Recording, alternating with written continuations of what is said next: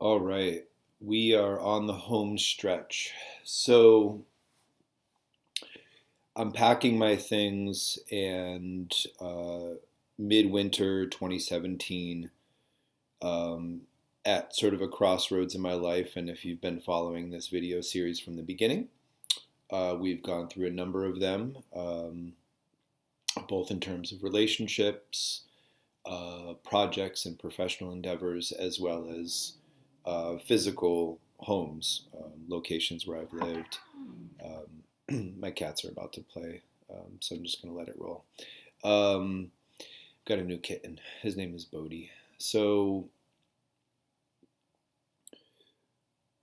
in making a decision as to where the next destination was for me, in my heart all along, I knew it was to return back to Syracuse, New York.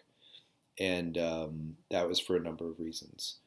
And this segment here, it might actually end up being two segments, is where the story is going to have a wrinkle. This is where it gets pretty interesting, and where I need to sort of step outside of myself and telling this story, and kind of for the audience, for whomever is going to watch this. I don't know exactly who is going to press play and watch these videos. So yes, part of this Patreon series is about attracting support for the endeavors that I'm taking on, and will continue to explore, and also supporting me as just sort of an activist citizen who cares about my community and the fate of our planet, and the future of our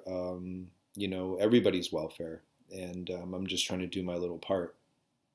And I've known intuitively and deep inside that I've had a calling, and not knowing how to put my finger on it or how to exactly name it, because part of it is outward. It expresses itself in the things I do, the things I gravitate towards, and again, reviewing some of the videos that I've posted prior to this one.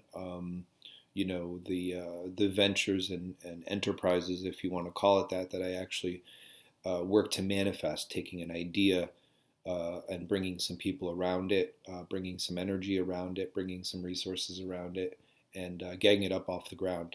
And so the other side of it is an inner calling, something that no matter what I've done, whether it's been going down a wrong path. I'm no saint. I'm 45 years old. I've lived a life full of making mistakes and making dumb decisions and putting myself and others potentially in situations that weren't the most ideal.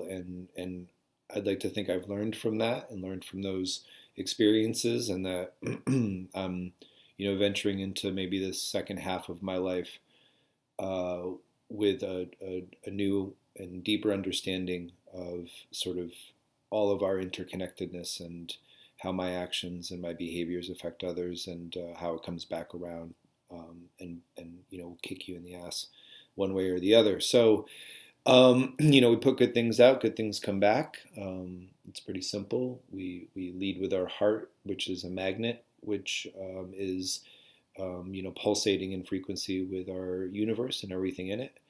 And if we're putting out low vibrations, if we're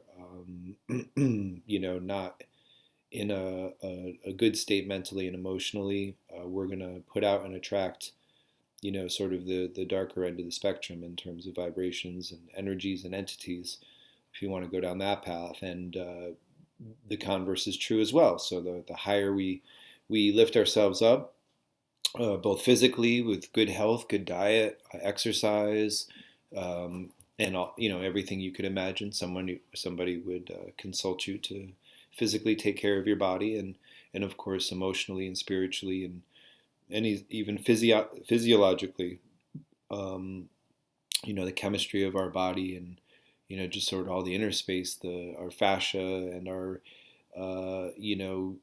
not quite, the hard bone, skin, organ, and not quite the etherical mind, soul, spirit, but like that, all that in between space, because just like what goes on in our body, that neural network, that chemical network, that electric network is connected to everything else around us.